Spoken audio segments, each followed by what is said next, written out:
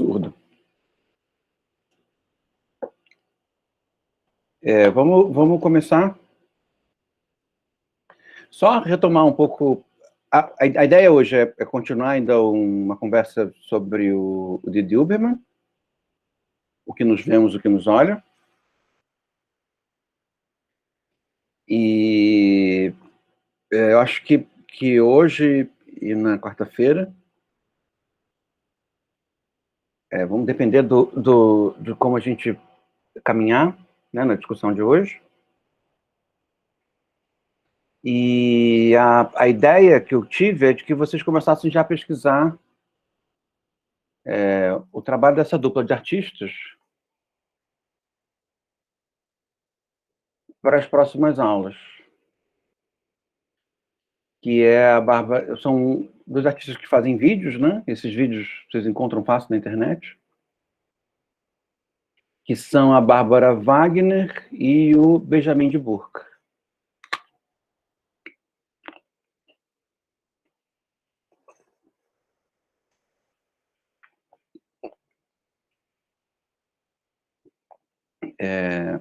Eles trabalham também com questão de identidade, o que o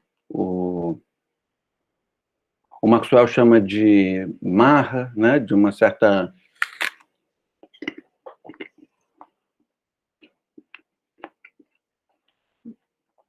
um certo orgulho artístico da condição, ao mesmo tempo em que eles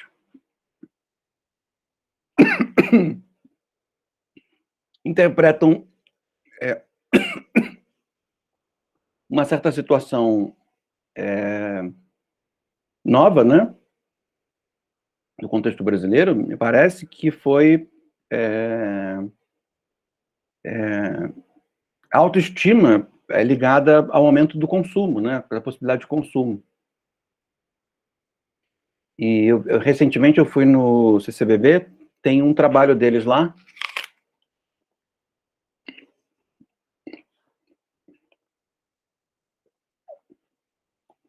Tem uma burocracia, você não precisa pagar nada para entrar, mas tem uma burocraciazinha para entrar, por causa do Covid. Então você tem que entrar na internet e marcar um horário para ir. Aí eles mandam para vocês um ingresso com QR Code. E eu achei... uma exposição no CCBB da coleção do José Olímpio, que é um editor, né, da editora José Olímpio, faleceu recentemente. E para mim foi o melhor trabalho dessa coletiva. Que é um trabalho dessa dupla, da Bárbara Wagner e do Benjamin de Burca, que são plásticos, né, que você vai observando e eles vão mudando a imagem que mostra, né, com alguns cartões, né, que criança tem, e que mostra como se fosse uma revista de sucesso, de ricos.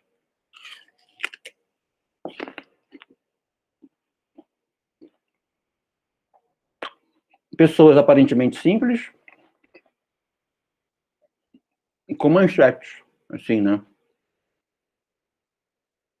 Do tipo de feito econômico que essa pessoa realizou, que é super comum nessas revistas de milionários, de artistas, né?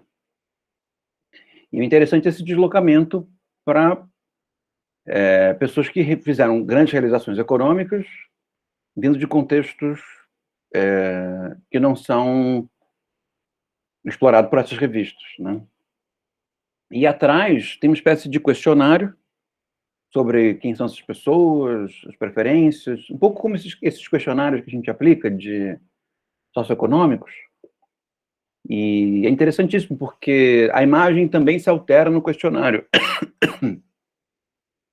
Então, de uma perspectiva, a gente vê com xizinho, na outra, some as imagens, some o xizinho, some as informações. Não parei para desenvolver, interpretar o trabalho, mas o trabalho tem possibilidades muito ricas de leitura, eu achei. Adorei. Eles são uma dupla já famosa também, como o Maxwell e a Rosana Paulino, mas também muito conhecidos num contexto, né? Acho que eles não são conhecidos no grande público, mas no público da arte contemporânea eles já são figuras consolidados, respeitados, já foram para fora, fizeram Bienal, né? Então, se vocês puderem, nesse meio tempo, já para quarta-feira, mas com mais certeza para segunda-feira, assistir. Eu vou assistir esses vídeos com vocês, né? Vou selecionar alguns, mas se vocês puderem fazer um esforço de se prepararem, ia ser legal. Vocês poderem também trazer elementos que vocês descubram na internet que eu não saiba, né? Afinal de contas, cada um descobre uma coisa diferente.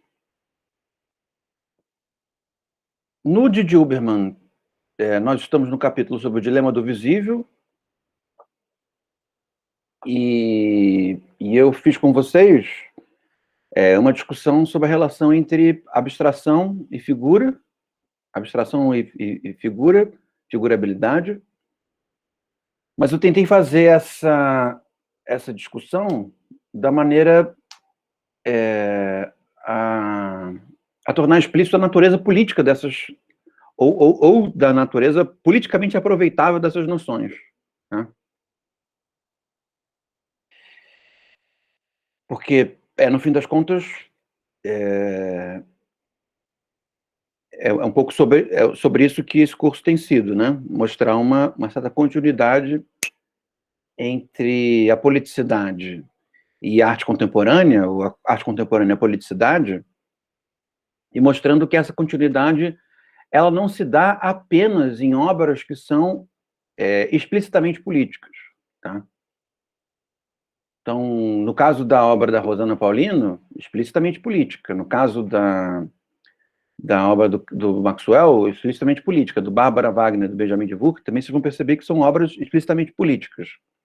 Mas vocês vão perceber que o que torna essas obras interessantes, relevantes e fortes e consistentes nem sempre é o elemento explicitamente político, né? São elementos de composição que possuem politicidade, mas não uma politicidade explícita, né?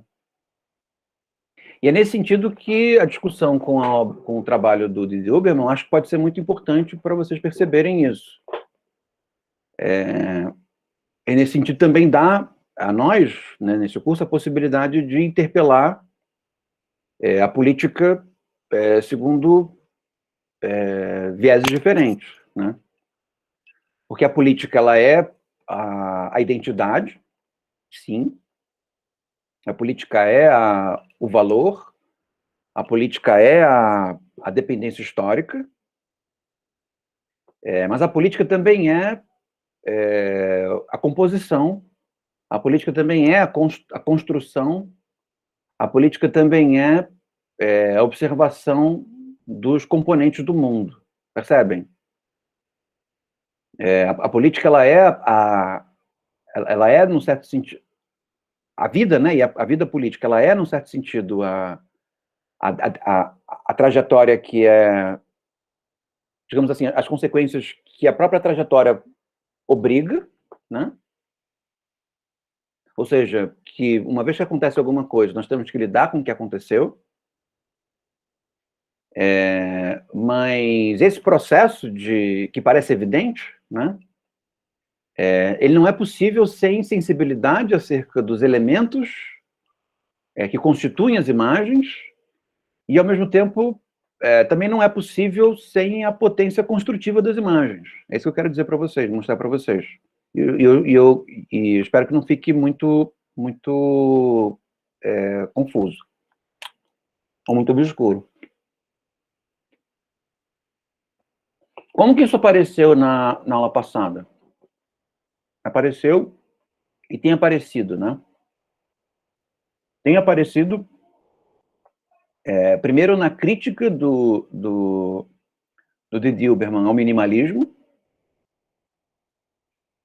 E eu mostrei a vocês que o minimalismo é uma maneira, um dos modos pelos quais Existe uma passagem à arte contemporânea, e os elementos que o Didi Obermann valoriza do minimalismo, que são elementos que ele valoriza, na verdade que ele destaca de maneira a mostrar que isso pode ter componentes negativos, é que existe uma espécie de literalidade nos objetos minimalistas. Ou seja, os artistas desejam que o material se mostre enquanto material, que o objeto se mostre enquanto objeto, ou seja, que haja uma redução a uma certa aridez da poética dos objetos. Então, ao invés dos objetos, das situações, terem uma, como eu posso dizer, uma naturalidade teatral, né, que ela utilize muitos elementos, que a situação, de certa maneira, se sinta à vontade com um certo uso excessivo da expressão, né?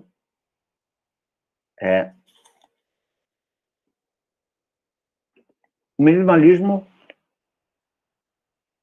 deseja uma espécie de radicalidade ao contrário. Ou seja, resistir à teatralidade, resistir à busca da expressão, resistir ao drama, e, nesse sentido, produzir imagens fortes por essa vontade de mínimo, né? Por essa vontade de minimalismo, essa vontade de poucos elementos. Num certo sentido, a gente acaba, quando são apresentadas essas duas dinâmicas, a gente acaba dizendo que, ou acaba esperando que haja uma saída meio termo, né? Nem tanto minimalismo, nem tanto a carnavalização pura e simples, né? Mas o que parece mais verdadeiro, uma vez que começa a se observar esses fenômenos, é que não há uma solução de meio termo, propriamente dito. Ou seja, parece que os extremos têm um lugar importante nisso, uma sensibilidade aos extremos tem uma sensibilidade importante nisso. Por quê? Digamos que obras que estão num suposto meio termo, como, por exemplo, a obra da Rosana Paulino, a obra do Maxwell, ou vocês vão ver a obra da Bárbara Wagner, do Benjamin de Burca, na verdade, não são obras que estão no meio termo, percebe? São obras que aceitam essa separação entre os elementos mínimos e os elementos máximos, entre os elementos teatrais e os elementos concretos, e se tornam obras consistentes justamente porque mobilizam ao mesmo tempo o máximo de cada trajetória. Ou seja, estabelece uma sensibilidade aos elementos consistentes e fortes do excesso, do carnaval, menos na Rosana Paulino, né, que é uma obra mais intimista, mas assumem isso fica muito claro no Maxwell, que é a obra que nós já vimos. Mas, ao mesmo tempo, nas obras que eu fiz referência quando nós vimos a Rosana, isso também aparece, como, por exemplo, no Boltanski, que morreu recentemente. São obras que utilizam o excesso, utilizam a teatralidade do excesso, num certo sentido, utilizam a loquacidade, o ruído, né, uma certa bagunça, mas tentam procurar os elementos de criatividade e intensidade nisso, né? Porque nem tudo que é expressivo, é barulhento, é ruidoso, é expansivo, histriônico, é bom, né? É interessante, é consistente. Ao mesmo tempo que parece que eles vão também aos elementos de composição, aos elementos mínimos, aos detalhes, percebe? Dando, ao mesmo tempo, o trabalho, a visibilidade de um mundo bagunçado, confuso, mas com elementos interessantes, ao mesmo tempo em que isso é mostrado de tal forma que nós percebamos os elementos construtivos do mundo. Percebe? Os elementos intimistas do mundo, os elementos ligados à construção da imagem. E é por isso que eu falei de uma maneira remodelada sobre a abstração e a figura, né? É muito comum narrar a história da arte nesses termos, de tal forma que existe uma ruptura no começo do século XX. Era o momento em que os artistas começam a representar objetos geométricos. Isso vai até os Estados Unidos, dos anos 60, 70, com artistas fazendo trabalhos de abstração não geométrica. E trabalhos em que nós sabemos o que está sendo representado, né? Nessa direção, a arte contemporânea, ela seria, digamos assim, confortavelmente figurativa, porque como ela tem uma necessidade conceitual muito grande, né, ela fala sobre o mundo e assume posição sobre o mundo, interpreta o mundo, né, ela costuma empregar elementos que nós sabemos do que se trata, né? Então, no caso do Maxwell, Danoninho, Todinho, policiais, crianças, uniforme escolar, a gente percebe bem a referencialidade.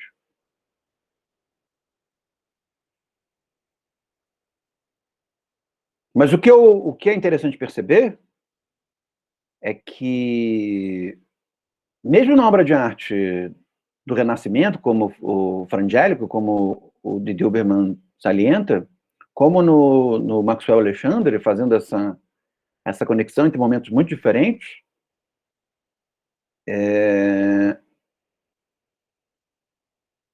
a força dos trabalhos ela está numa utilização abstrata dos elementos figurativos. Percebem? Ou seja, aqui Maxwell remete quando mobiliza aquelas figuras. Aí remete à tensão entre classes, remete à perseguição, remete à vontade de consumo, remete à marra, percebem? Remete a vários valores, vários sentimentos morais que nós pensamos nele, entendemos acerca deles, mas não nos valemos de figuras para entendê-los, né? Ou seja, nós não nos valemos de figuras acerca das quais nós identificamos o referente, né?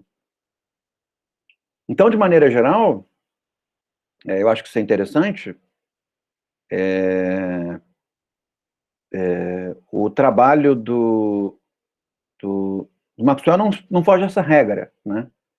De que a força do trabalho de arte, mesmo quando ele usa a teatralidade, não está no uso dosado da teatralidade. Está ou em compreender o aspecto excessivo da teatralidade e exibi-lo, mas acendê-lo por uma capacidade abstrata. Então, pode ser um conceito, pode ser um sentimento, pode ser uma composição dos elementos da cor e das formas dentro de um determinado suporte. Isso que eu queria um pouco mostrar para vocês. Levando isso para a política,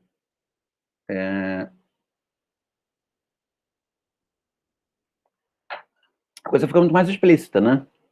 Porque o que é o abstrato na política? O abstrato na política é o que nós não conhecemos, o que nós não sabemos.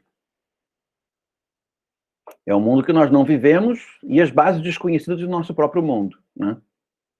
Digamos, os fundamentos relativamente desconhecidos do nosso próprio mundo. Isso é o abstrato. E o que é a figura no nosso mundo, né? A referencialidade, a representação.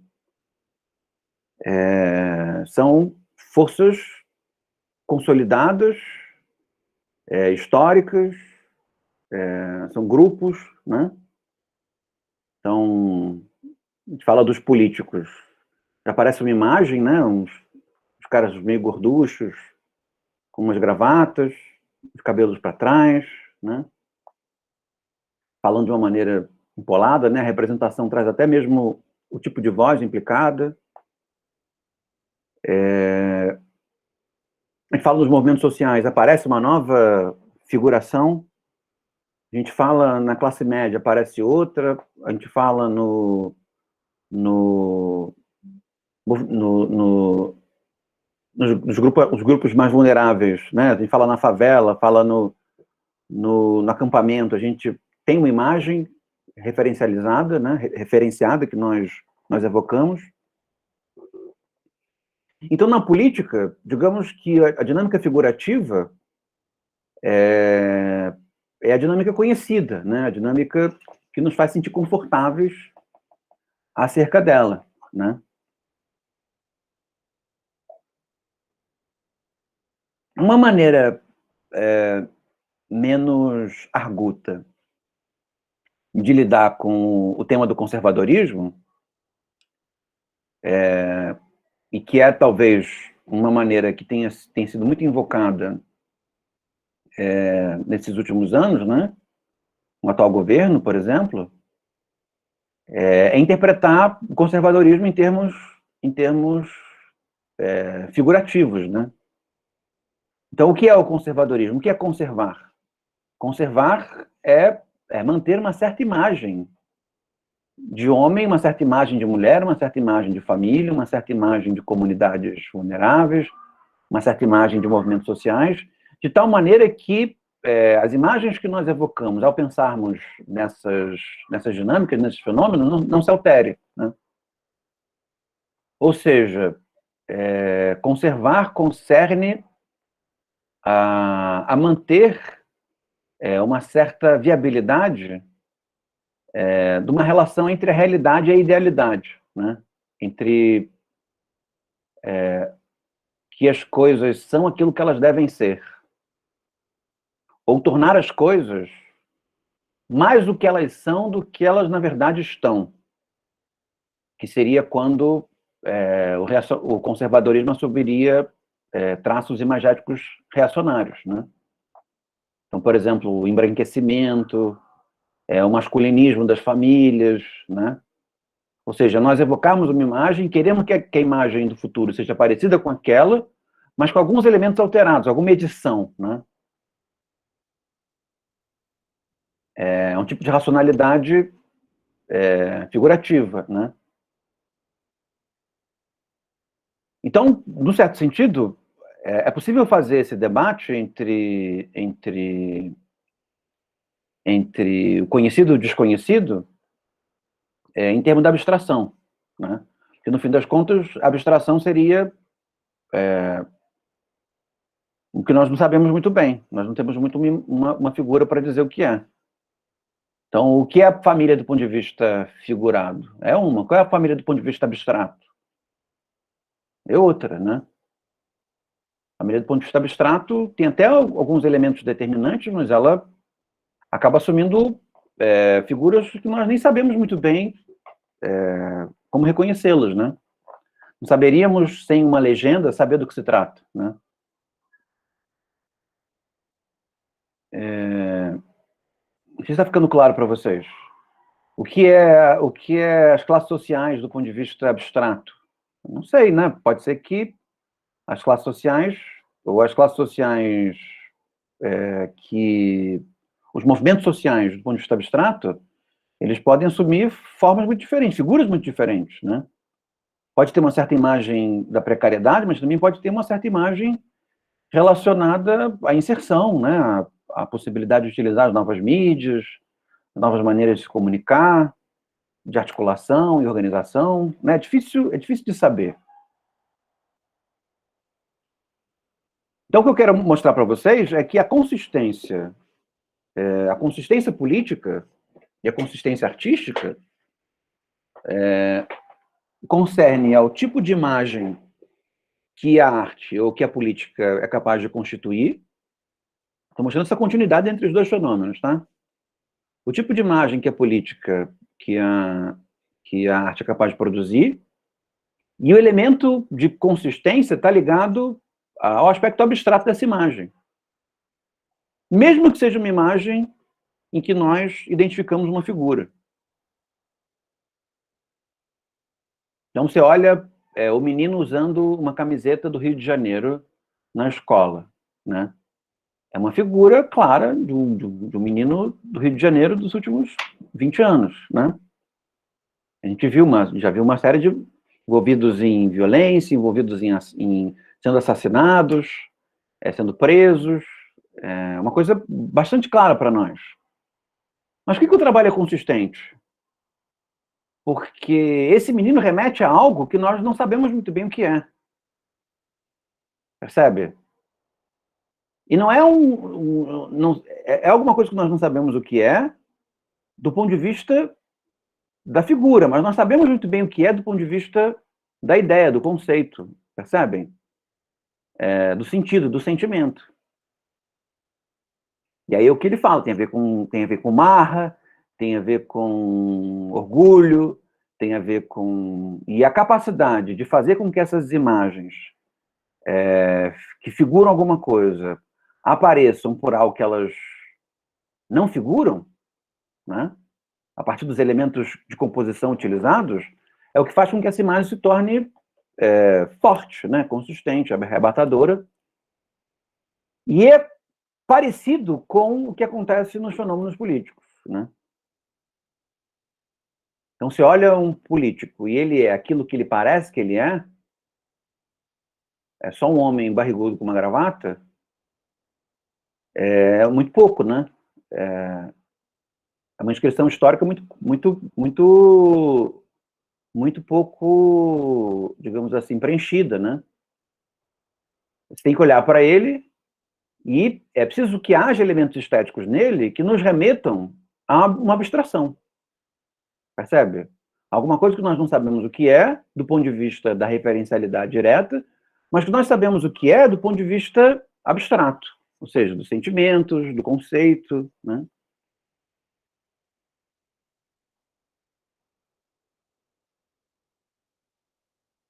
De onde há a possibilidade também de um debate sobre conservadorismo um pouco mais consistente, que não concerneria se a política é ou não é abstrata, mas sobre a qualidade da abstração. Que tipo de abstração nós vamos privilegiar? Percebe? Uma abstração que nós não conhecemos, quer dizer, uma abstração com relação à qual nós não estamos habituados, uma abstração com a qual nós estamos habituados. Esse é o ponto. Porque uma abstração com a qual nós não estamos habituados pode significar um mundo muito interessante, mas não é um mundo que nós saibamos verdadeiro ou possível, né? Se nós estamos sendo enganados ou não, né? Porque toda narrativa política oferece um futuro, né? E pode ser mais fascistoide, pode ser mais trabalhista, ou pode ser mais revolucionário, todos oferecem futuro, e o futuro sempre é lindo. Claro que são futuros diferentes, porque remetem a figuras distintas, mas é sempre um futuro lindo. Então há a possibilidade também de interpelar certos oferecimentos abstratos como oferecimentos abstratos inconsistentes. Percebem? Justamente pelo tipo de disponibilidade para algo que pode ser claramente manipulado ou invertido, né? E no fim das contas, a política também é esse campo, né? A política é o campo do possível, é o campo da construção, é o campo da habitualidade, mas a política também é o âmbito da dissimulação, né? É o âmbito também do convencimento vazio, né? Então, nesse sentido, o tipo de arte que o Didi Uberman está discutindo nesse capítulo, que é uma arte minimalista, acaba sendo uma arte, digamos, conservadora, nesse sentido qualificado de conservador. Porque é uma imagem que julga que, para nós entendermos a natureza da abstração, nós temos que observar os elementos mínimos da abstração. Já que existe uma relação de consistência com a abstração, é preciso lidar com a abstração desde do mínimo, desde o aparecimento. A partir do momento em que a abstração surge. Ou seja, nós precisamos estar de maneira respeitosa e de certa maneira grave diante dos componentes que fazem o nosso mundo ou que farão o nosso mundo de maneira diferente. Então, por isso,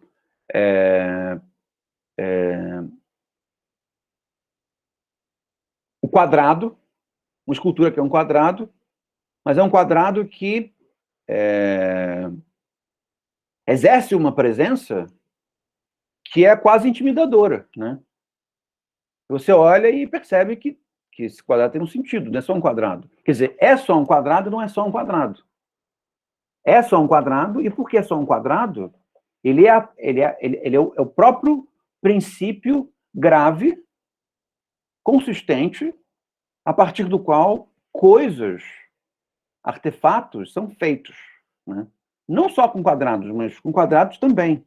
Percebe? É um mínimo de imaginação tornado grande para ser bem visto, bem percebido. No caso do exemplo que o Kosuth faz, o quadrado nem aparece só o contorno do quadrado. Nós percebemos o mínimo do mínimo.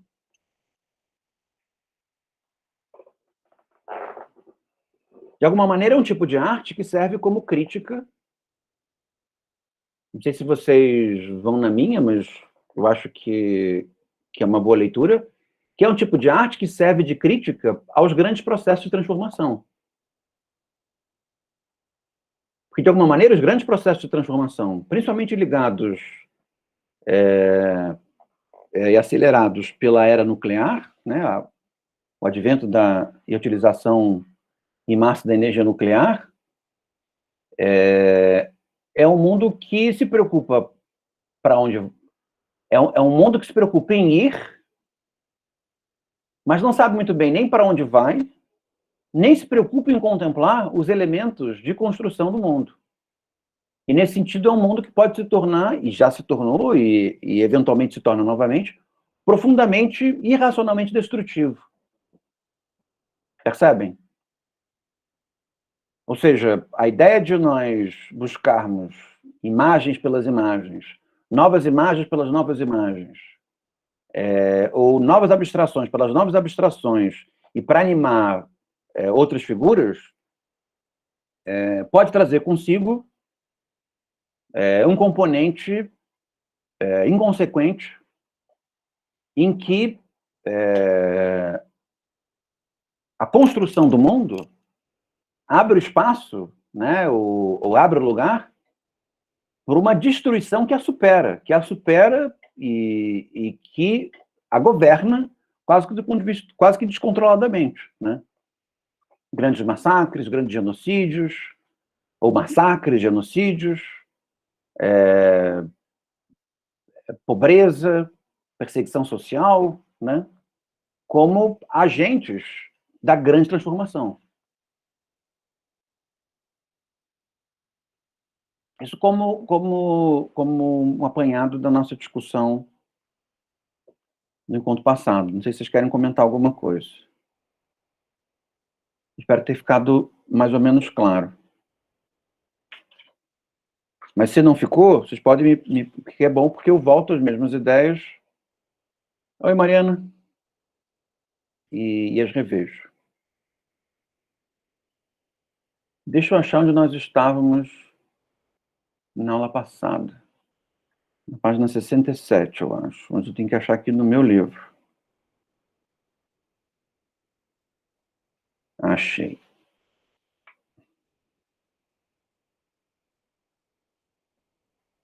Convém notar, mas como julgar?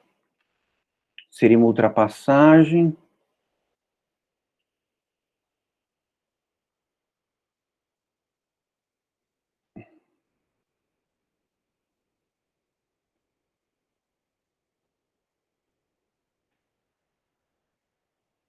Eu acho que a última citação que eu li para vocês foi essa. Stella e Júlio talvez falem como uma só voz.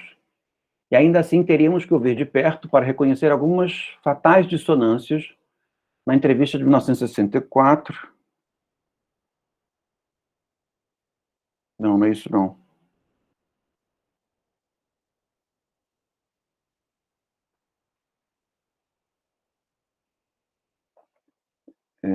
Mais para baixo.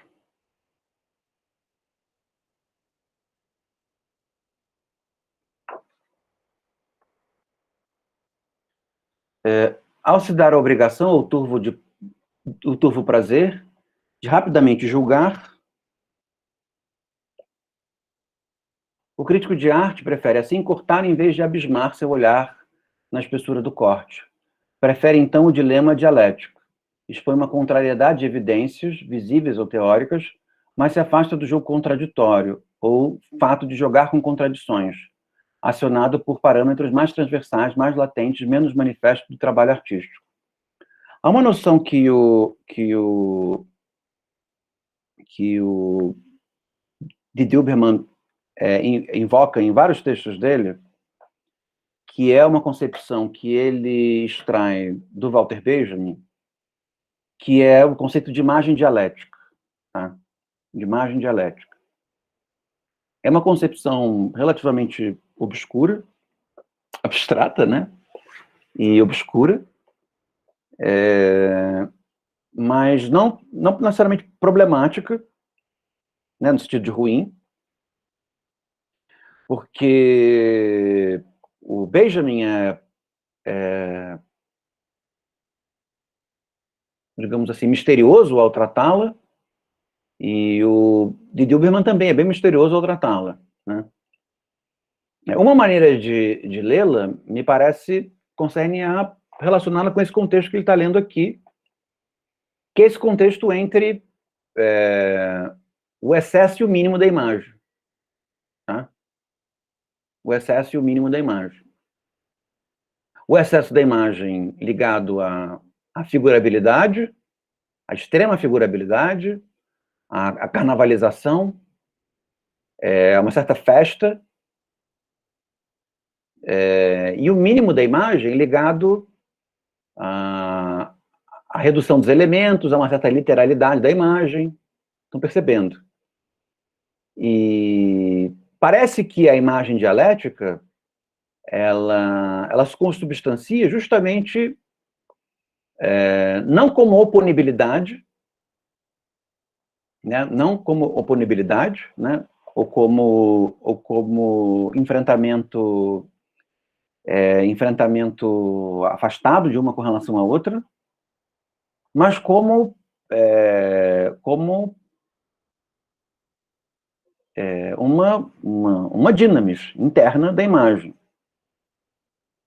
Percebe? Uma dinamis interna da imagem que encontra as suas versões mais consistentes, as suas versões mais bem acabadas, no momento em que existe uma composição entre uma certa felicidade ou espontaneidade do excesso da imagem com a gravidade da imagem mínima, percebem?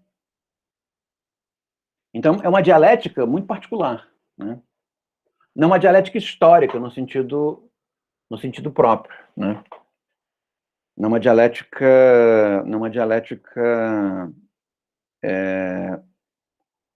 procedimental propriamente dita, né?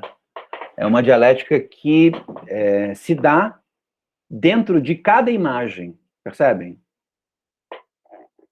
Então, você vai no Maxwell, ou vai na Rosana Paulino e está lá. Não é como se fosse A e B. As figuras que eles fazem e as abstrações que eles invocam. Percebem? Não são duas camadas. É uma camada só, que é a imagem. O que é essa imagem? Ela tem elementos de minimalismo da imagem e possui elementos de excesso da imagem. Os elementos de excesso concernem a figurabilidade, a representação, propriamente dita, a representação de alguma coisa que é reconhecível. E os elementos mínimos, a essa gravidade da abstração. Sabe, está na frente de um quadrado negro, e mesmo que não sabe exatamente por que ele exerce pressão sobre nós sentimos essa gravidade, né?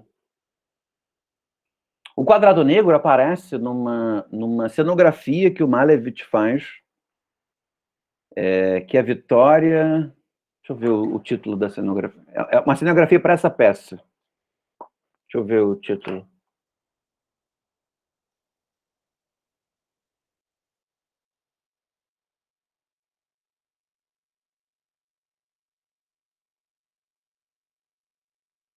Vitória sobre o Sol.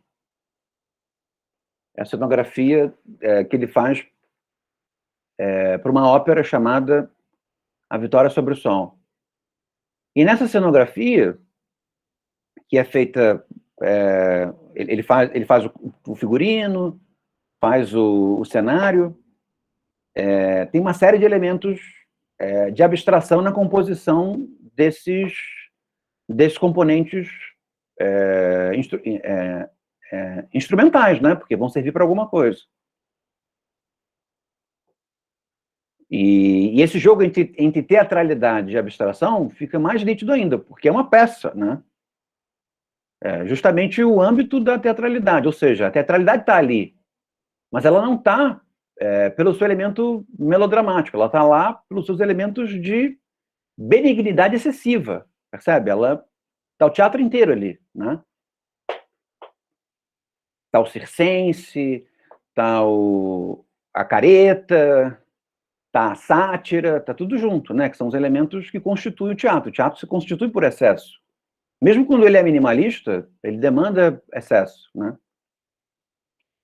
E um dos elementos da cenografia é justamente esse, um quadrado preto no cenário, né? Um quadrado preto que pode ser alguma coisa maior do que o Sol, pode ser um tipo de Sol preto, né? Uma espécie de buraco negro, é abstrato. Mas, ao mesmo tempo, exerce um poder objetal sobre nós. Não é como se ele tivesse... Não é como se alguma coisa de dentro olhasse para nós, né? Como se uma aura de dentro do objeto olhasse para nós. É como se o objeto olhasse para nós. Percebe? Não é uma coisa dentro... Não é uma coisa dentro do anjo. Não é uma coisa dentro da Virgem Maria nos olhando. Não é uma coisa dentro da Infanta Margarita nos olhando. A aura do artista ali dentro. É como se o artista tivesse sido capaz de parir, um pouco como o presidente Schreber, lá do Freud, pare o sol, né? Ele diz isso dentro da esquizofrenia dele, que ele quer parir o sol, cagar o sol. Ou seja, o artista produz esse objeto, e esse objeto é magnânimo, percebe? Esse objeto funciona como alguma coisa maior do que um Deus. Não sei se é excessivo dizer isso, mas pelo menos mais grave do que um Deus. Porque ele é pleno de significação, ao mesmo tempo em que ele não é transcendente, né? Por isso que aquela figura de entrada do 2001, Odisseia, é tão curiosa, engraçada, ao mesmo tempo exemplificativa da presença do abstrato entre nós. Porque o abstrato é isso, é alguma coisa que pode ser tudo, porque tudo é feito dele, mas ao mesmo tempo ele é um de nós, ele está entre nós. Ele não veio de outro mundo. Percebem? Então, deixa eu avançar um pouquinho mais no texto. Ele diz assim: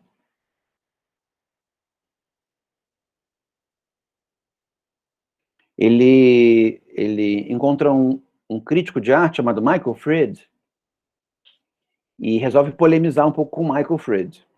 O Michael Fried, ele é uma figura importante, porque ele é um dos discípulos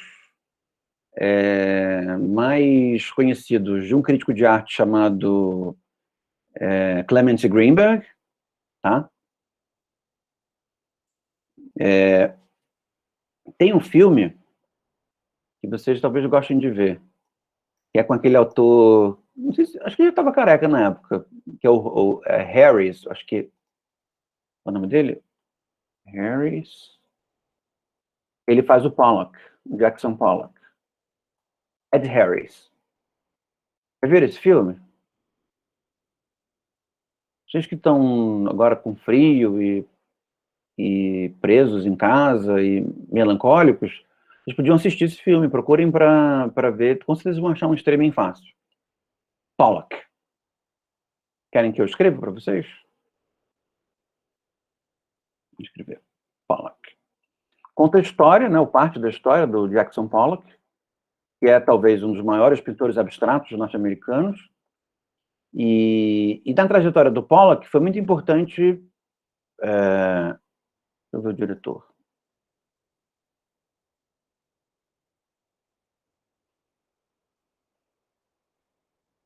O próprio Ed Harris dirigiu o filme. Nossa, sensacional. Ele é o ator principal e é o diretor. E o filme é fantástico. Ele reproduz a descoberta do Pollock do dripping, né, que é essa técnica de pintar que vai pingando na tela. Ao invés de usar a tela como na frente do rosto, no cavalete, ele põe numa lona embaixo, fica por cima, assim, e vai pingando na tela, que é uma técnica que ele inventou. Depois se tornou habitual, mas é super impactante. E o Clement Greenberg é um crítico importante na trajetória do Pollock, ao mesmo tempo em que, eu não sei se é justo chamá-lo de um crítico dogmático, mas ao mesmo tempo ele tem um certo efeito dogmático sobre a sociabilidade artística e o meio de arte nova-iorquino da segunda metade, no pós-guerra, né, na segunda metade do século XX. E ele tem alguns elementos, ele se proclama um kantiano, mas ele tem muitos elementos de uma filosofia da história da arte hegeliana. E ele diz isso, e é uma tese que é muito impactante, e que, de alguma maneira, eu recupero nessa interpretação que eu tenho feito com vocês do texto do Didi Huberman. Que a trajetória da pintura sempre foi uma trajetória abstrata, mesmo que a pintura tenha sido sempre figurativa, tenha representado elementos que podem ser reconhecidos, né? Mas a abstração estava sempre lá, ou em detalhes, ou em formas de composição, ou em formas de composição geométrica dentro de figuras, estava sempre lá. E, historicamente, dá para se perceber que, realmente, ela sempre esteve lá. A abstração, seja ela geométrica, seja ela não geométrica, ela sempre esteve lá. E essa tese do Greenberg inaugura a tese do Michael Fried, que é a tese que nós debatemos bastante no encontro passado, a de que uma arte boa resiste à teatralidade. Então, num certo sentido, o Greenberg prepara o terreno para o Greenberg prepara o terreno para o Fried. E qual é a tese do Greenberg, né? Trocando em miúdos? De que a história da pintura, pelo menos, é a história do progresso em que a pintura vai se tornando cada vez mais abstrata. E esse caminho abstracionista da pintura, ele se consolidaria no momento em que nós tivéssemos a explícita visualização de que a pintura nada mais é do que pigmento sobre tela, que é o mínimo, né? Vocês podem perceber por onde que o minimalismo começa a se desenvolver, o mínimo do que uma pintura poderia ser, né? Então é uma tese que acaba tendo efeitos sociais e artísticos muito dogmática, porque pessoas em processos diferentes começam a buscar isso, né? Que seria a suposta realização histórica da verdadeira pintura, da melhor pintura do ponto de vista histórico. E o Pollock seria um desses exemplares, né? E no caso do Pollock, você não é remetido a nenhuma figura, você é remetido talvez a sentimentos, mas a relação mais direta com a tela é uma relação com pigmentos e tela, né? Pigmentos e superfície. Claro que a tese do Greenberg, ela não é suficientemente abrangente para dar conta do contemporâneo. E ela marca uma relação de transcendência do mundo da arte com relação ao mundo, né? E, de alguma maneira, o que os minimalistas fazem, e nesse sentido a tese do Michael Fried se torna uma tese tão abrangente, é levar para fora da tela isso que o Greenberg julgava que teria sua máxima realização na tela. Ou seja, interrompendo uma relação transcendente e levando os objetos para o mundo, né? Para uma relação de continuidade com relação à vida comum. Ressignificando até mesmo a história da arte, dizendo para ela que você julgava que era transcendente, mas você sempre foi potencialmente abstrata e sempre foi comum, né? Mesmo quando se separava do mundo a partir de telas e afrescos, você sempre foi alguma coisa da experiência do mundo e sempre esteve confundida com os objetos comuns. Evidentemente que tendo características distintivas, mas sempre foi nada mais do que uma lata de sopa, ou um quadrado feito de compensado, ou de metal, percebem? E nesse sentido, é que a tese do Michael Fried se torna uma tese tão abrangente, e muito embora seja uma tese bastante restritiva, ela também tem um efeito muito dogmático, né? Que é esse que a Mariana até mesmo manifestou algum desconforto, de estabelecer um vínculo entre um certo tipo de fazer e a boa arte, né? Eu acho que essa ideia de boa arte é uma ideia ruim, mas eu prefiro outros adjetivos que marcam outro tipo de relação. Mas que a boa arte faria isso. Eu acho que é um equívoco também nessa tese. Mesmo que essa tese tenha... Eu acho que é um equívoco que ela tenha efeitos dogmáticos. Mas há um equívoco dentro dela mesmo, independentemente dela ser verdadeira, parcialmente verdadeira.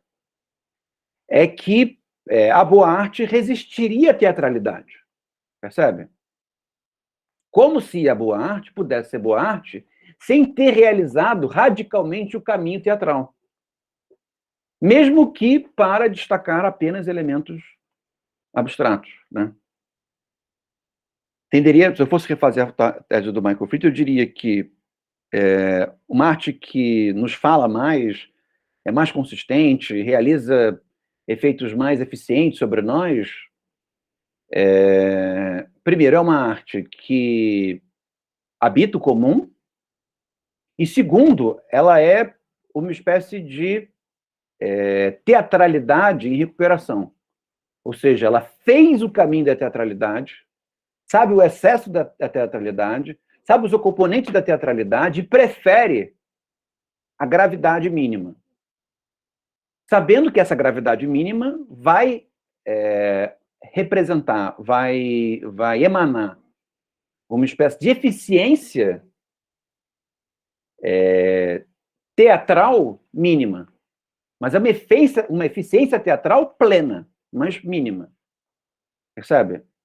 Ou seja, ela precisou ir às bacantes, precisou ir a Baco, precisou perder a consciência, precisou ser circense, precisou ir para a miséria, para realizar um efeito de gravidade, que é tudo isso dito de maneira mínima, que é o que acaba que um quadrado preto no deserto acaba representando, né? E aí ele diz, a partir dessa introdução que eu dei sobre o trabalho do Michael Fried, que é um trabalho muito bom... Professor, qual página que você está? Página 70. Ele diz assim: Michael Fried não conservava a denominação de minimal art, proposta em 1965 por Richard Wollheim. preferia falar de uma arte literalista. Mas estão percebendo o que quer dizer o literalista quando ele usa literalista ao invés de mínimo, né? É uma arte que quer dizer a si mesmo enquanto matéria, né? Enquanto a matéria implicada na abstração. O que, além de se referir ao literal space, reivindicado por Donald Judd, o Donald Judd é aquele dos quadrados abstratos no deserto. Evoca de imediato a palavra ao pé da letra, e mesmo a letra que mata enquanto o espírito vivifica. E, de fato, Michael Fried começava seu texto colocando como dado de princípio que o empreendimento minimalista era de natureza fundamentalmente ideológica, ou seja, antes de tudo, uma questão de palavras. Maneira de projetar os discursos, sempre discutíveis quanto a seu valor de verdade, sobre obras por natureza resistentes à refutação lógica.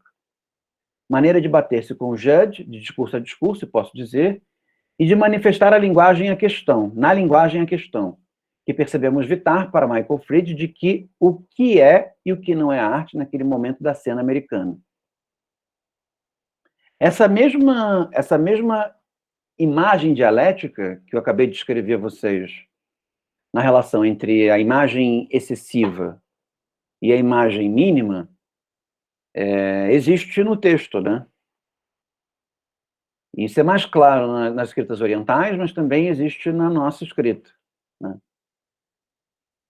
Porque, ao mesmo tempo em que o texto ele é um conjunto de sons que remete a uma ideia, ele é pigmento, né?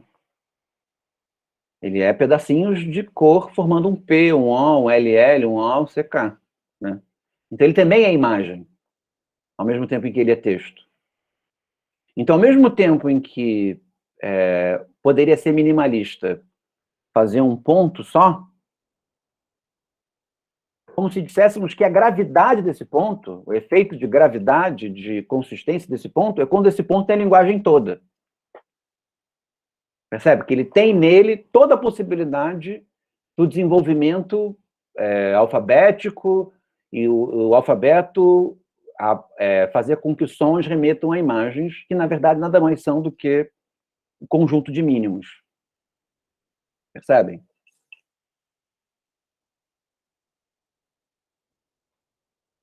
E aí ele diz, na página, acho que 71, ainda falando com...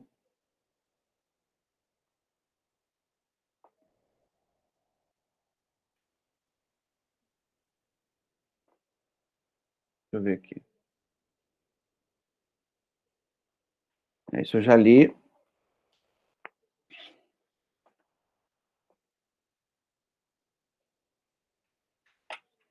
Ele diz assim, mas agora...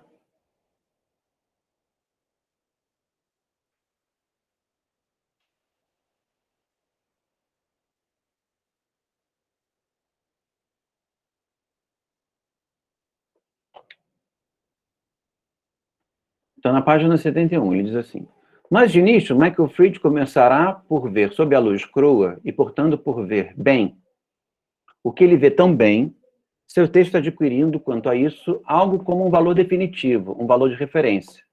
É o paradoxo mesmo dos objetos minimalistas. Um paradoxo que não é apenas teórico, mas quase instantaneamente visualmente perceptível. Que é esse paradoxo de que, mesmo sendo mínimo, primeiro, você não tem como impedir as alusões, né? Você olha para o quadrado, pode dizer, o quadrado é Amun-Ra. É um deus egípcio, o faraó. E sair de lá convencido disso, ninguém pode te impedir disso, né? Então, mesmo sendo mínimo, ele pode ser o máximo de uma teatralidade, digamos assim, tímida. E aí eu estou usando aqui tímida no sentido negativo, né? Porque é uma teatralidade que não realizou o excesso da imagem, não levou a imagem até o final. Ou seja, não levou a imagem ao máximo da sua sujeira, da sua umidade, da sua figura.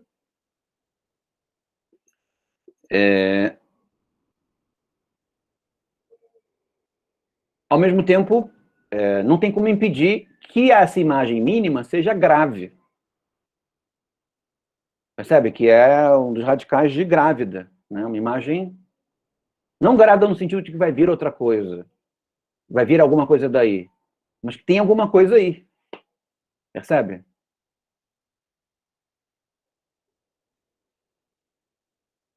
De um lado, portanto, sua pretensão ou sua atenção dirigida à especificidade formal, à literalidade geométrica de volume sem equívocos. De outro, sua irresistível vocação a uma presença obtida por um jogo, fatalmente equívoco sobre as dimensões do objeto ou seu pôr-se em situação face ao espectador. É isso que o Didi Obermann, de alguma maneira, está tateando, que é a tal da imagem dialética, que é essa percepção completa de que na abstração existe um mínimo e o excesso da imagem juntos. Percebem? Assim, Michael Fried analisará as produções mais paradoxais, as mais arriscadas, sem dúvidas, do minimalismo, sobretudo as obras de Robert Morris e Tony Smith. Comentando ainda, um dos riscos do minimalismo, que também é o risco de toda a linguagem artística, é começar a repetir o feito, né? E ele se tornar uma espécie de cacuete, né? Digamos que os artistas comecem a pintar Danoninho e Todinho com roupas escolares, todos eles sob papel pardo, cada um com um estilo diferente. Percebe?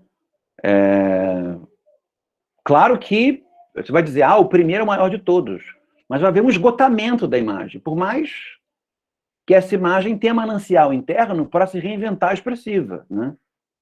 Mas vai parecer que só tem caricatura, né? Vai caricaturar no sentido negativo a imagem. E aí alguma coisa que vive ao mesmo tempo o excesso e o mínimo vai viver uma espécie de morno, uma espécie de meio termo. E o meio termo é fatal para a imagem. E a repetição no sentido de cópia, né, de falsificação da imagem, ela constrói o meio termo, né? Aí quando você vê, aquilo já está no copo de leite e você já na lata de leite ninho e você, mesmo que queira ver alguma coisa ali, não consegue, né? Ela passa a ter só uma função, às vezes decorativa, às vezes só decorativa da mesa de café da manhã, né? Porque é bonitinho, colorido, né? Nesse sentido, essa imagem se torna completamente vulgar, por, por regularidade, né? Acabará por diagnosticar nelas o que a descrição por Rosalind Krauss das esculturas de Robert Morris manifestava já claramente no texto citado mais acima, quando ela falava do tamanho dos objetos em forma de L, de seus braços, de sua posição, de pé ou deitada, de lado, a saber, a natureza fundamentalmente antropomórfica de todos esses objetos. Caberá, então, a Michael Fried conjugar temas de presença e de antropomorfismo sob a autoridade da palavra teatro. Palavra pouco clara enquanto conceito, mas excessivamente clara, quando não excessivamente violenta, enquanto qualificação depreciativa. Foi o que a Mariana comentou no encontro passado, né? Teatro é profundamente esclarecedor, ao mesmo tempo pode ser profundamente depreciativo, né? Mas esse é o ponto. Será que o mínimo, o minimalismo, né, o elemento mínimo da imagem, os princípios construtivos, será que eles anulam a antropomorfia? Né? Essa é uma questão. Não anulam, segundo a Rosalind Krauss, no trabalho do Robert Morris. E quando você olha essa forma em L, se a gente encontra esses trabalhos do Robert Morris?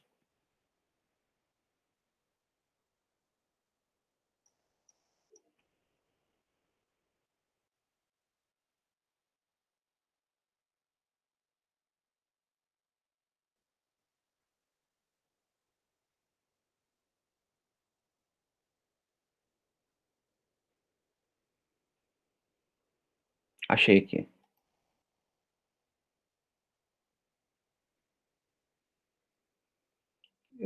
abrir para vocês.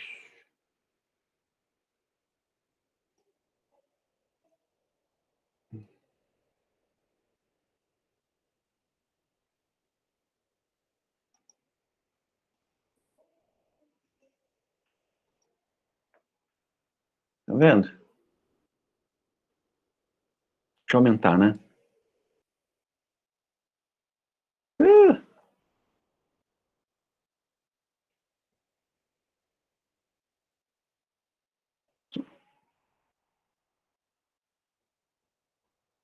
Então, por mais abstrato que o L seja, uma certa regularidade do L antropomorfiza o L. Isso, para Rosaline, aparece um pouco como uma ironia, né? Porque se o Michael Fried está dizendo que são formas que evitam a teatralidade, e evitar a teatralidade significa evitar a forma humana, né? A regularidade desse mínimo repõe a forma humana. Aí você pensa, tem uma pessoa sentada, uma pessoa deitadinha, uma pessoa fazendo yoga. Não parece uma pessoa fazendo yoga, essa aqui? Essa aqui, tipo, essas imagens que a gente vê no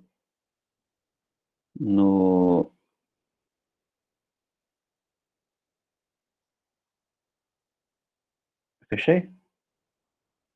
Que a gente vê no Instagram. Olha só, são umas formas fazendo yoga no parque. Tá aberto, não vai pegar Covid.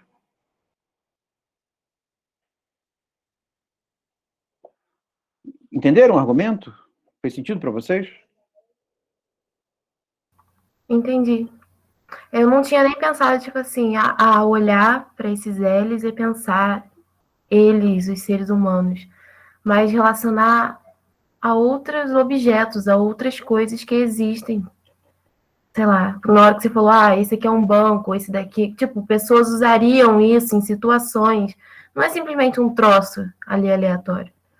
Mas ele pode estar totalmente envolvido num contexto. Ele nunca vai ser só aquilo ali. Eu acho que a sua interpretação é até muito mais devida que a minha.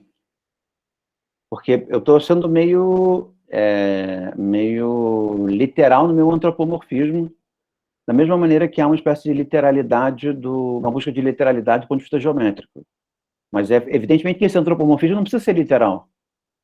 E pode haver uma espécie de presença do corpo humano pela relação com o corpo humano, uma relação anatômica com o corpo humano, né? Como você disse, um lugar onde se senta, um lugar onde me escondo do sol, me faz sombra, né? Onde eu me apoio. Acho que a sua interpretação é bem melhor, a sua percepção é muito mais adequada que a minha. Aí, continuando o texto, na página 73, ele diz assim: o que Michael Fried derruba em primeiro lugar, como uma seta quebraria um ídolo, é nada menos que toda a construção teórica de Donald Judd. Lá onde Judd propunha um recurso à ideologia modernista, Fried denuncia no minimalismo a ideologia por excelência, a saber, a mesma de todos. Porque a relação do Michael Fried com o minimalismo é uma relação atritosa, né? Porque para ele essa busca do mínimo da imagem acaba sendo uma busca de recolocar a teatralidade a partir do mínimo.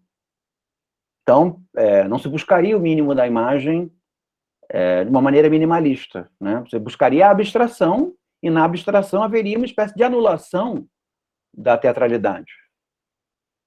Professor, você pode voltar na página 72? Tem duas citações dele mesmo falando sobre isso do teatro. Eu queria que você pudesse falar um pouco sobre isso que ele está dizendo, porque eu acho que eu fiquei um pouco confusa na hora de entender. As citações que ele faz no texto, né? É. Eu vou ler as duas e comento, tá? A resposta que eu gostaria de propor é a seguinte: a adesão literalista à objetividade, na verdade, não é senão um pretexto para o novo gênero de teatro. E o teatro agora é negação da arte. O sucesso mesmo, a sobrevivência das expressões artísticas, depende cada vez mais de sua capacidade de pôr em xeque o teatro. As expressões artísticas degeneram à medida que se tornam teatro. Aqui ele está usando o teatro no sentido que o de Dilberman diz é agressivo e pejorativo, e ele vê a teatralidade num certo exercício do mínimo. Então, um pouco na mesma sintonia que a Rosalind Krauss vê antropomorfização. Então, ao buscar o mínimo e repetir e produzir uma espécie de regularidade do mínimo, esse mínimo se tornaria uma espécie de teatral, como eu posso dizer, usar um adjetivo bom para isso, uma espécie de teatral desnutrido, né? Mas a interpretação do Dilber vai em outra direção, né? Aí, a segunda citação. Gostaria, porém, nessas últimas linhas, de chamar a atenção para a dominação absoluta, a universalidade virtual, da sensibilidade ou do modo de existência que qualifiquei de corrompido ou pervertido pelo teatro. Somos todos, toda a nossa vida, ou quase, literalistas. O que significa pervertidos ou... Eu entendi esse final, tipo, que somos todos literalistas, aí eu não consegui, assim, aplicar essa ideia. Parece que o que ele está querendo dizer é que, porque somos todos literalistas, buscamos sempre uma certa relação literal na abstração, ou seja, que ela se mostra enquanto material, enquanto forma.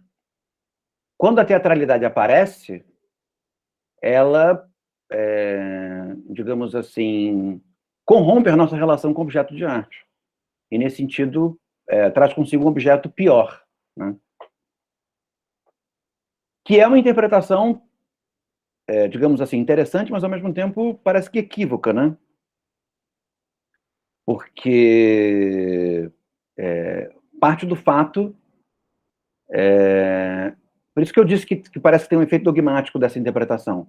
Porque parte do fato de que não se pode buscar o mínimo atingindo a composição com um nível de teatralidade baixo, justamente porque se realizou, no mínimo, o máximo da teatralidade. Percebe? Parece que ele tem uma incompreensão acerca da natureza do teatral. Porque, para ele, o teatral parece que funciona como um medidor de intensidade, né? De tal maneira que tipo cinema,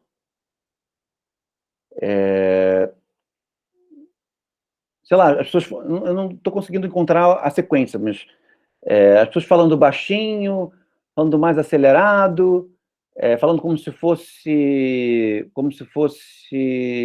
um tribunal, Maria do Bairro, ópera, percebe? De tal maneira que a teatralidade tivesse um medidor de intensidade teatral. De tal forma que o máximo teatral fosse excessivo e ruim, e houvesse uma medianidade teatral que é boa, né? E parece uma incompreensão acerca da natureza do teatral. Porque o teatral ele não funciona por um medidor de intensidade. O teatral, se eu estou certo, né, e eu acho que isso se compõe, de alguma maneira, com essa interpretação do Dilberman e com a crítica que ele faz ao Michael Fried, a teatralidade, ela realiza o esforço da intensidade toda e depois volta, né? Ou seja, o teatral não começa antes de ter chegado ao máximo. E a partir do momento que se bateu digamos assim, a setinha no máximo, né, da temperatura no máximo, é que se volta para as temperaturas a partir do máximo. Então, existe o teatral minimal, existe um teatral mediano, existe um teatral excessivo, mas todos eles realizaram a excessividade. Então, o que marca o ruim do teatral não é o fato do teatral ter realizado a intensidade e depois refazer o percurso. Ele não ter feito o recurso. Isso que é o falsificado, talvez. Não quero dizer o falso, porque o falso é uma palavra nobre no âmbito teatral, mas é uma espécie de falsificação. O que é falsificação dos sentimentos no tipo de teatro? É você não ter sentido tudo que há para sentir e fingir que está sentindo. Isso é falsificação no teatro. O que é o teatro, a enunciação artística? É sentir tudo que há para sentir e enunciar numa certa intensidade própria para aquela cena, né? Então, pode até mesmo ser que o Michael Fried esteja certo sobre o Donald Judd. Não parei para pensar nisso. De tal forma que a teatralidade no Donald Judd seja uma teatralidade... Pode ser que ele esteja certo. E a teatralidade do Donald Judd seja ruim. Mas não é pelos motivos que ele está dizendo. Percebe? Eu acho que seria um pouco nessa direção que seria bom ir.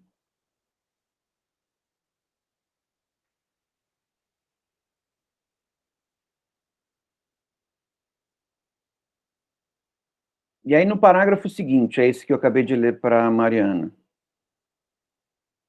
Ele diz assim: o que Michael Fried derruba em primeiro lugar, como uma seta quebraria um ídolo? Ah, isso eu já li, né? Lá onde Jude reivindica uma especificidade dos objetos minimalistas, Fried denuncia uma não especificidade, operando nesses objetos que não querem ser exatamente enquanto objetividades. Nem pintura, nem esculturas, mas um meio termo definido por Fried como a ilusão de que as barreiras entre as diferentes expressões artísticas estão em vias de desmoronar. Percebe? O Fried usa essa expressão, meio termo. O que quer dizer isso? Ele está dizendo que é uma teatralidade mediana, né?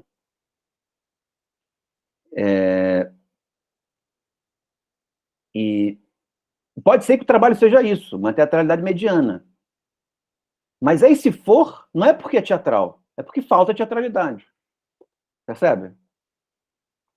Eu vou terminar de ler isso e vou comentar uma outra coisa. Lá onde Judd denunciava o ilusionismo operando em toda a pintura modernista, que compreendesse duas cores pelo menos, Fried sobredenunciará o ilusionismo teatral, operando em todos os objetos minimalistas que impõem aos espectadores sua insuportável presença.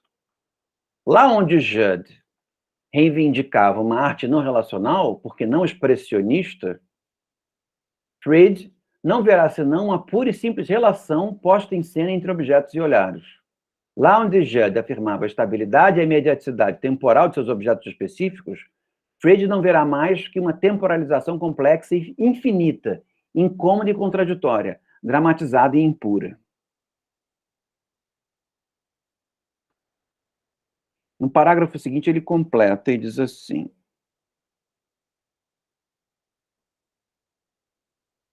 numa citação no Michael Fried de novo. Uma guerra se trava entre o teatro e a pintura modernista, entre o teatral e o pictórico. Não é verdade. Esse é o ponto. Não há uma guerra entre o teatral e o pictórico. Existe um exercício de separação, quando, na verdade, trata-se do mesmo. Esse é o ponto. O problema é viver o problema é viver a dissociação entre o teatral e o pictórico. Quando a pintura modernista vive a dissociação entre o teatral e o pictórico, ela não está sendo teatral. Ela está sendo exclusivamente pictórica. Esse é o ponto. O exclusivamente pictórico pode ser teatral de menos ou teatral de mais.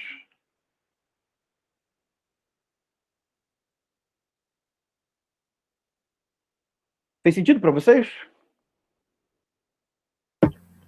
Para mim, fez. Legal. Eu quero dizer uma coisa para vocês relacionando isso com a política, tá? Vocês me dizem se isso faz sentido para vocês.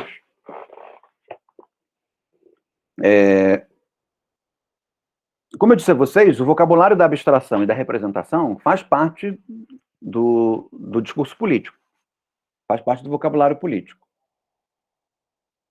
De maneiras pejorativas ou de maneiras elogiosas, né? E a representação, no na política, ela convoca a ideia de representante, né? Então, de que maneira se dá a dinâmica da representação política? Em democracias populares, por exemplo, né? Existe uma comunidade de votantes, e esses votantes se fazem representar por um representante. Isso de maneira um pouco mais idealizada. De maneira menos idealizada, um representante captura um certo número de eleitores e obriga e se impõe enquanto representante deles, né? É menos a gente buscando uma coisa para ver e é mais eles nos obrigando a vê-los, né? Nos caçando a laço. É menos ir ao teatro e é mais Globo, né? A Globo, ela nos obriga, né? Que nós... Né, qualquer pessoa que cresceu nos anos 80, 90 já viu o Globo pelo menos um terço da sua vida, né? Não porque quis, ou porque... Chega um momento que a gente meio que se rende, né? Mas porque foi doutrinado por ela, né? Assistiu pequeno, assistiu grande, né? Viu a Xuxa pequena, a Xuxa grande, a Xuxa... Aí viu a Sasha, e viu o cachorro da Sasha, a Sasha casou. E a gente continua nesse grande show de Truman, né? Não porque quer, mas porque é meio que obrigado a isso.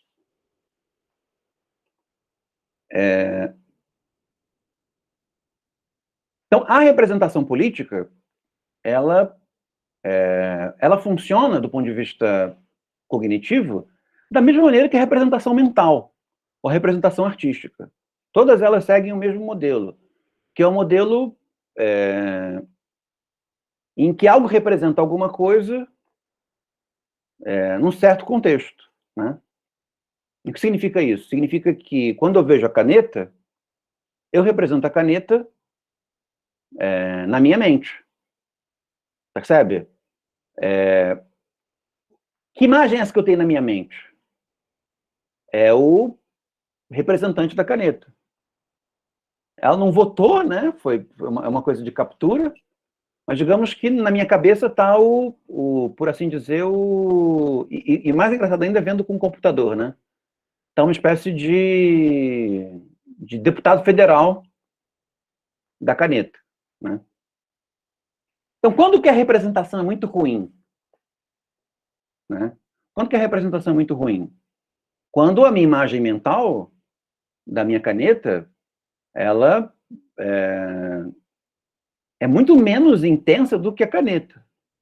Percebe? Pode muito menos que a caneta. O que faz com que a imagem mental da caneta se torne à altura da caneta é a imagem mental começar a conseguir fazer coisas que a caneta não pode. Não no sentido de montar uma milícia, cobrar impostos, matar pessoas, não isso. Mas no sentido de poder assumir cores diferentes, poder se associar com outras ideias, inventar canetas novas, percebe?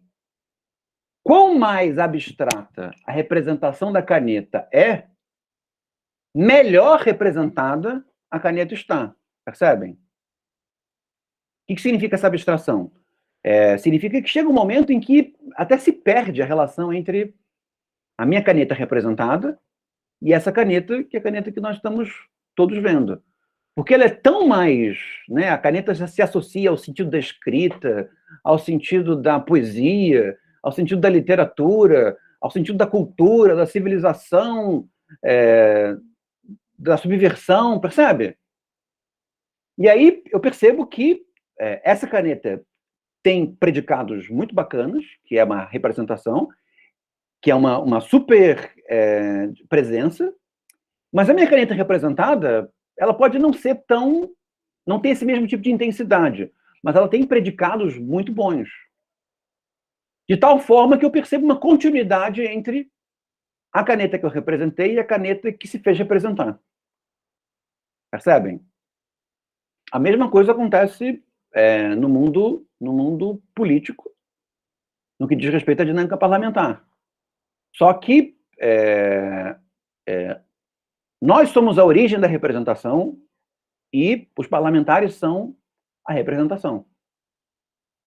De tal maneira que a representação ela é quão melhor, quão mais ela é capaz de desenvolver predicados que façam com que uma certa potência da representação, uma certa potência abstrata da representação se realize. Ou seja, quanto mais figurativa a representação é, quanto mais a representação parece com uma determinada pessoa, pior a representação é. Né? Porque, no fim das contas, nós vamos atualizar os nossos vícios, né? Na representação. E a representação vai ficando melhor, digamos assim, não quando nós não nos reconhecemos nela, porque a representação política ela tem limites, né? Mas quando ela nos mostra uma espécie de possível de nós mesmos. Percebem?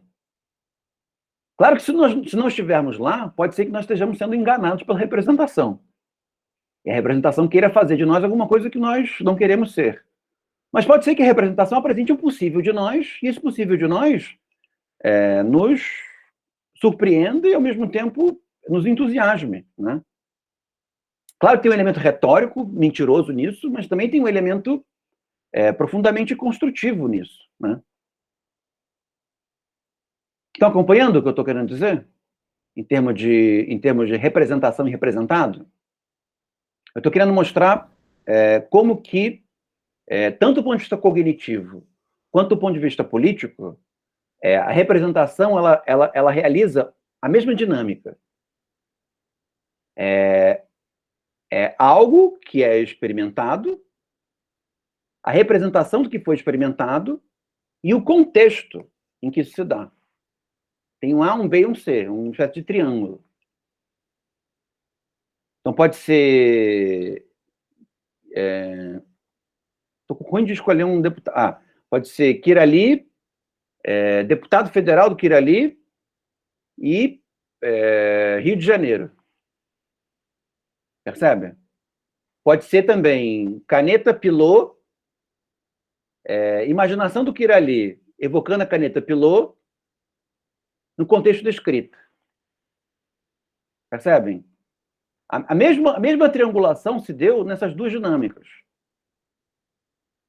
O que faz com que, em alguns momentos, nós queiramos até mesmo acabar com a representação e fazer relações diretas. Então, ao invés de alguém me representar, eu mesmo conduzo a minha vida política. Né? Por que alguém me representando? Ao invés de imaginar o uso para caneta, eu vou atualizar o uso da caneta. Não preciso ficar imaginando. Eu posso presentificar a potência dela em ato. Percebem?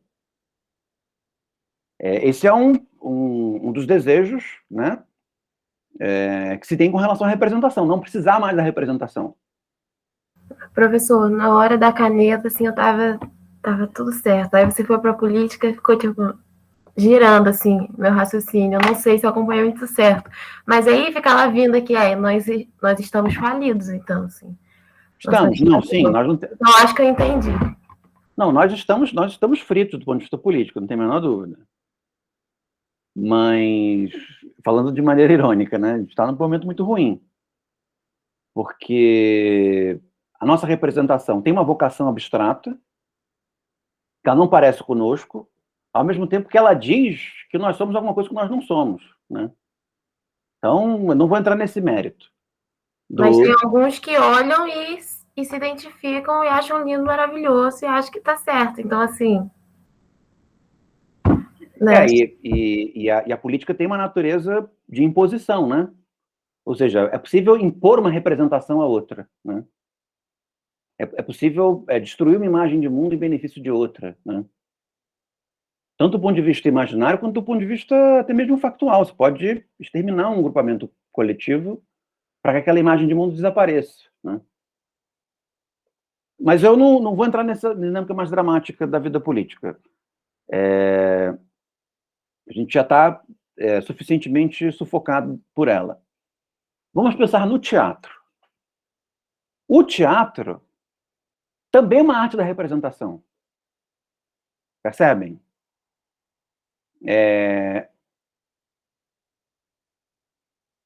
quem inventa a representação é o autor do texto teatral. O autor do texto teatral é a caneta, somos nós. Ele é a vida, né? Somos nós na política e a caneta na cognição. É o autor no texto teatral. O texto teatral é a própria vida do teatro, numa certa concepção. Quem são os representantes do texto teatral? Os atores, né? São eles que vão ler o texto teatral e encenar o texto teatral. Em que contexto esses atores vão encenar o texto teatral? Aí depende do espaço em que eles vão performar, num palco italiano, num palco do sol, no meio da rua, né? Existem formas teatrais, como na política e como na cognição, em que nós queremos transformar essa tríade numa díade. De tal maneira que o próprio ator improvisa o seu texto, o próprio ator é o seu autor, e encena o seu texto num determinado contexto. Estão percebendo a relação entre uma coisa e outra? Isso faz... eu expus como coisas separadas. Mas, no fim das contas, elas não são tão separadas assim. Porque, uma vez que é a mesma estrutura, nós percebemos elementos teatrais na política, percebemos elementos políticos no teatro, percebemos elementos teatrais na cognição, elementos cognitivos na política, elementos cognitivos no teatro, percebe? Existe uma relação meio contínua entre esses três âmbitos. De tal forma que nós podemos fazer exigências teatrais para a política. E as exigências do âmbito do teatro que nós fazemos para a política são exigências que podem ser bem respondidas e podem ser um norteador de qualidade da atividade política. Então, quando que o político é um político farsante? Né? Um político é um político farsante quando ele não realiza o espectro da experiência teatral como um todo. E qual é o espectro da experiência teatral como um todo? É uma espécie de experiência trágica da vida, né? Uma experiência dionisíaca da vida, quase. Ou seja, ele,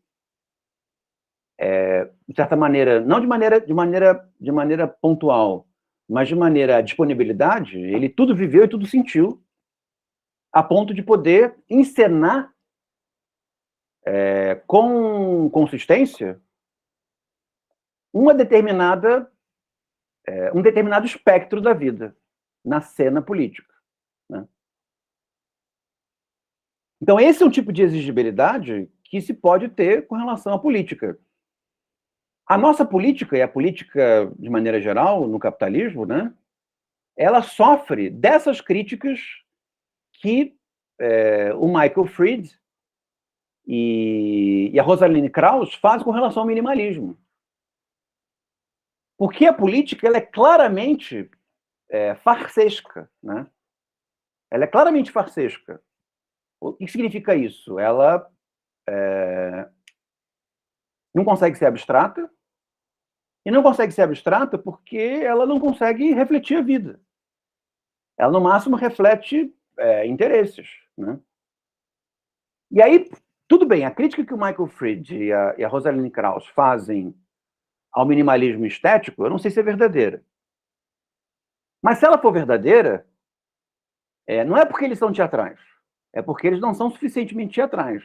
A mesma coisa vale com relação à política. O problema da política é que eles não é que eles são teatrais, e por isso são farsescos. A baixa qualidade da cena política não é ruim porque eles são teatrais, é porque eles não são suficientemente teatrais. Percebem? Porque se fossem suficientemente teatrais, eles teriam experimentado um espectro alargado da vida. Ainda que, eventualmente, eles assumissem uma performance que representasse, de maneira minimalista ou de maneira mais excessiva, um certo espectro da vida. De tal forma, talvez até mesmo seja possível comparar... Eu não acho que essa distinção seja uma distinção entre corrupção e não corrupção, né? Porque a nossa sociedade é complexa e E é difícil de julgar as coisas nesses termos. Mas, em termos de qualidade da cena, nós somos capazes de distinguir políticos em que existe uma cena com cumprimento do espectro teatral, mesmo que essa representação seja uma representação danosa para os interesses públicos, mas enquanto cena, é uma cena autêntica, percebem? Enquanto que outras podem até mesmo ser aparentemente benéficas para o interesse público, mas elas são claramente farsescas, né? E isso depende de quê? Da qualidade do ator. Percebem? Não sei se eu fui muito longe com vocês, mas a gente pode voltar a falar sobre isso, porque é uma relação importante, né?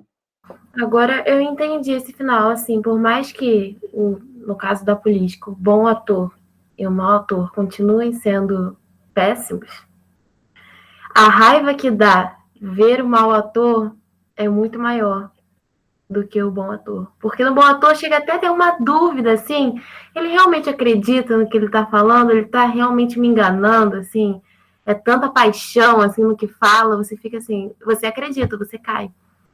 No outro, você vê claramente a má intenção do que se fala. Então, na verdade, eu nem acho que a questão seja de se ele crê ou se ele não crê. Pode ser que crê, pode ser que não creia. Mas a questão, enquanto ator, é se ele vivenciou aquele sentimento, aquela abstração em algum nível. Percebe? Acho que isso que dá a qualidade da cena política, ou não. Porque nós podemos crer em coisas, mas não temos uma dinâmica investida com relação à vida. Isso nos faz mal atores, tanto do ponto de vista de atores políticos, quanto de atores teatrais, quanto também, mobilizados dessa maneira, produziríamos objetos de arte também muito ruins. Mas as nossas crenças são estritas, e nós somos muito claros acerca delas, né? Nem sempre ter uma crença de alguma coisa é o efeito coletivo mais forte que se pode realizar, né? Às vezes, uma crença é justamente aquilo que incapacita alguém de realizar um efeito público, com algum tipo de consistência, fidedignidade, qualidade, capacidade de atração, né? Então, nesse sentido, nós voltamos ao minimalismo. Eu quis fazer isso porque eu acho que essa analogia, nem uma analogia, essa exemplificação do mesmo princípio na vida política, na vida cognitiva, ela é importante para entender o fenômeno artístico. Então, num certo sentido, eu volto à mesma crítica ao Freud. O problema do Freud não parece que... Eu não sei se o que ele está dizendo é verdadeiro. Mas, se for verdadeiro, não é verdadeiro em função da teatralidade, mas da falta de teatralidade. Porque nós julgamos o excesso cênico como sendo diretamente ligado ao excesso teatral.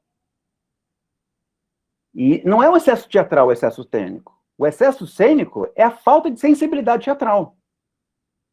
Porque se há sensibilidade teatral, o excesso nunca é excesso. O excesso ele é devido, né? Você pensa nos excelsos. Chega um momento que todo mundo fica pelado, joga sangue em todo mundo, e mel, e joga pena. E é digno, e é fidedigno, e está no momento certo daquilo acontecer. Percebe? Não é excessivo. No sentido de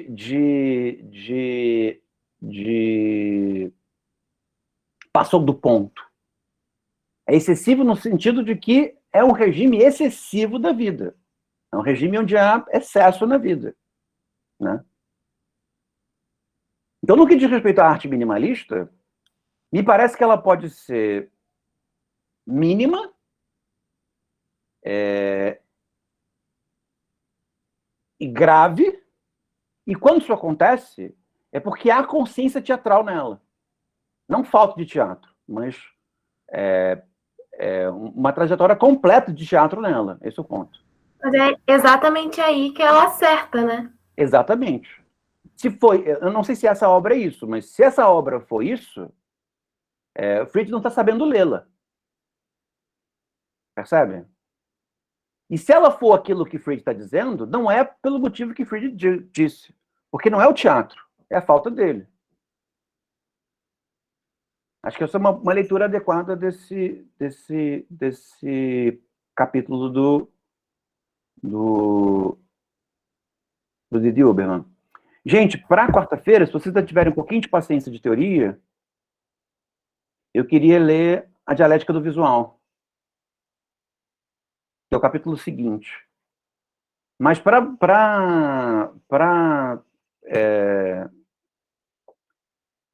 aliviar um pouco a densidade da aula, vamos começar a ver os vídeos da Bárbara e do Deburca.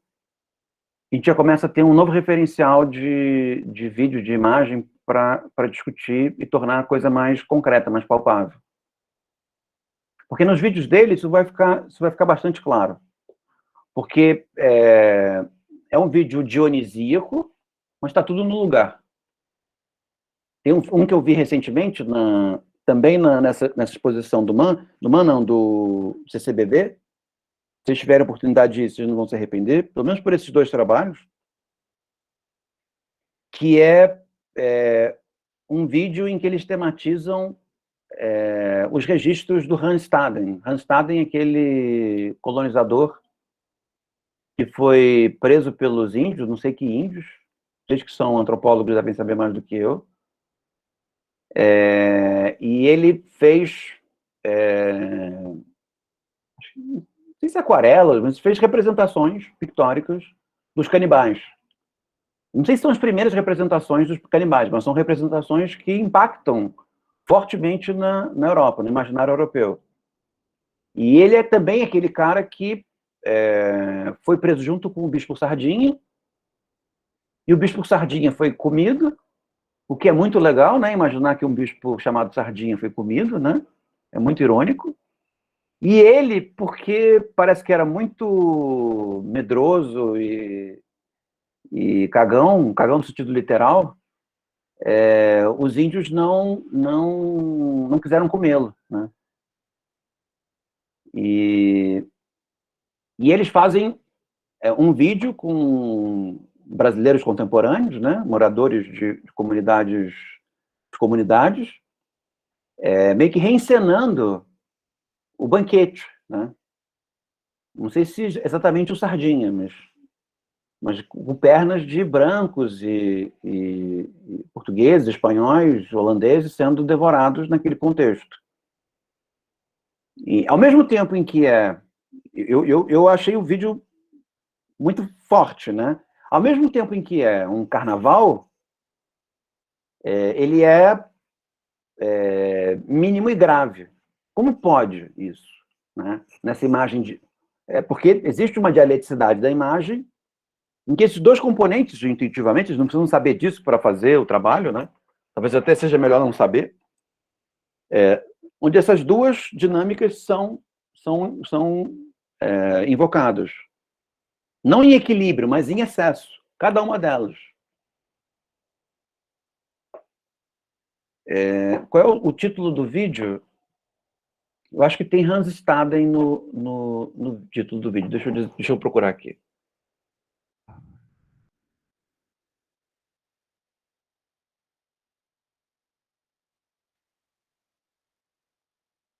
Nossa, professor, você foi lá na aula de antropologia, tipo, lá atrás, eu consegui lembrar.